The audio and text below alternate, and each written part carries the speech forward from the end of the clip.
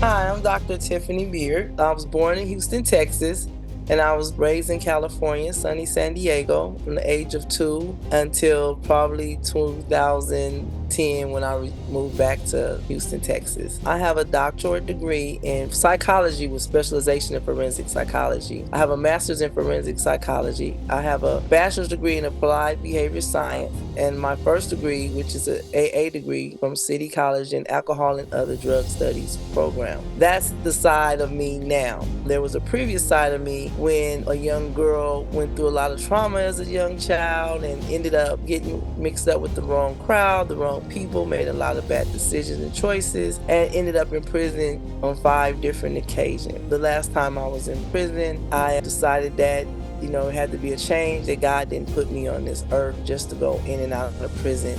And I needed something different. I wanted something different. And I really didn't even know how to get anything different because all I knew was at that point was doing the things that landed me back in prison. But I did call out to my God. And when I got out of prison at 39 years old, November 6, 2006, with $200 worth of gate money in my pocket, I didn't know what to do. I did get a job at a deli making like $6.75 an hour, which is a very humbling experience for somebody at 39 years old. But I know that I had to start something because I did not want to go back to prison. And I had to start somewhere.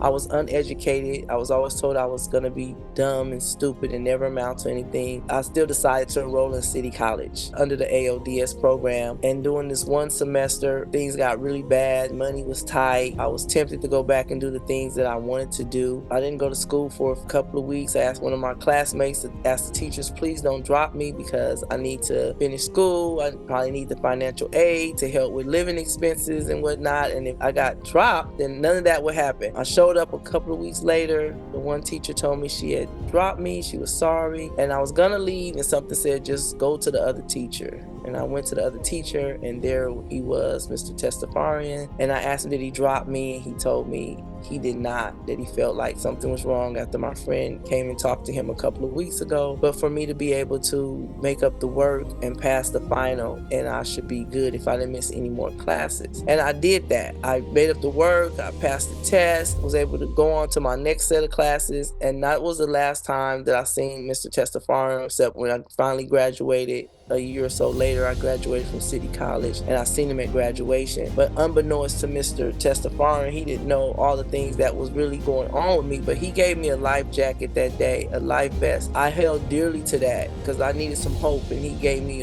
hope that day. Fast forward to completing my bachelor's degree, then completing my master's degree, and then on to completing my doctorate degree, which I achieved August of 2022. I immediately went to the City College website, looked up, seen that he was still a teacher there, and found out when classes start and where he would be teaching at. I booked the flight and went right to San Diego City College, and I was so surprised because the college has changed so much. It was so beautiful. So it took me a minute to find the classroom, but I did. And when I walked up to him, I gave him the sheet of paper, and the sheet of paper I gave him was the dedication page of my dissertation, which read, Elazar Testafarian, if it was not for your kindness and understanding when I took your class in 2008 during my AA degree, I would not be where I am today. Unbeknownst to you at the time, I was trying to reintegrate back into society after being incarcerated in prison for the 5th time. I was struggling with life, trying to find gainful employment, and stay free of negative behaviors and people. I missed your class more than a lot of time. You did not drop me. You allowed me to make up the work and pass the final. You do not know how close I was to giving up on that day.